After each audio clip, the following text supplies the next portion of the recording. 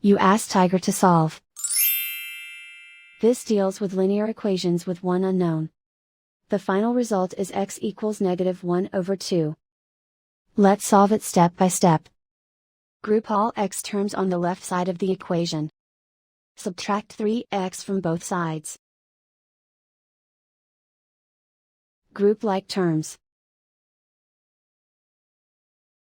Simplify the arithmetic. Group like terms. Simplify the arithmetic. Group all constants on the right side of the equation. Add 1/4 to both sides. Combine the fractions. Combine the numerators. Reduce the zero numerator. Simplify the arithmetic.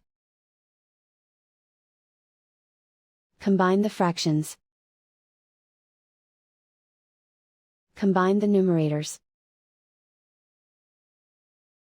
Simplify the fraction.